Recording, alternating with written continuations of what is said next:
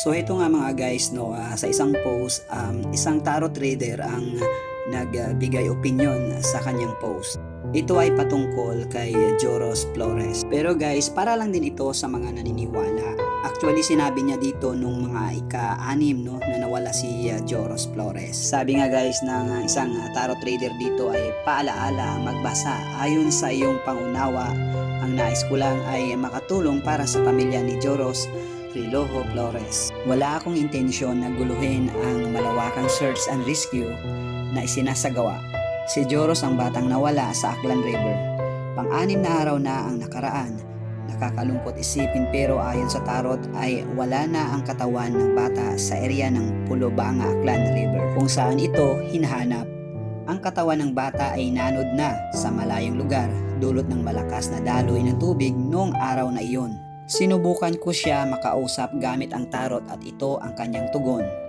Ang lugar na kanyang itinuturo na maaaring makita o mahanap ang kanyang katawan sa loob ng 2 linggo. Ang kanyang katawan ay napadpad na at posibleng makita lumulutang sa ika-7 araw ng paghahanap sa lugarin ng Kalibo River poblasyon. At ito may posibilidad na lumutang patungo sa Kalibo Bridge patawid sa pagitan ng Bulwang at Bacaw Norte. Sa ika-8 araw ng search and rescue ay posibilidad na ito ay matatagpuan sa Bacaw Norte Bridge. Hindi tatagal ng 2 linggo ang paghahanap sa kanya dahil sakaling matapos ang ika-2 linggo ay matatagpuan na lamang ang katawan ng bata sa dulo ng Aklan River pagitan ng Libuton, Bacaw at Bacaw Norte. Pwede din ito matagpuan na lumulutang na lamang sa tapat ng Kamansi Beach sa loob ng ika-2 linggo. Kaya mas nanawagan po tayo sa mga karatig lugar na nabanggit sa makikiisa po sa isinasagawang malawakang paghahanap sa katawan ng bata. Dalangin ko po na malagpasan ng kanyang pamilya ang pagluluksa sa nawawalang bata.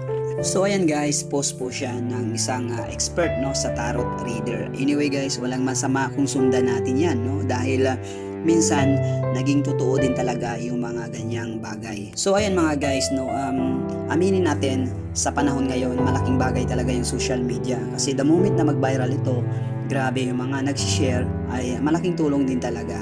Tapos sa na-mensyong lugar, ayan no, magmasid-masid tayo sa baybayin. Baka malay mo no, sa lugar nyo na pala matagpuan yung batang nawawala na ika-10 araw na ngayon. So ayan guys, hanggang dito lang. Please like and share yung video ito at ayan, sundin lang natin. Wala namang mawala guys no, di ba?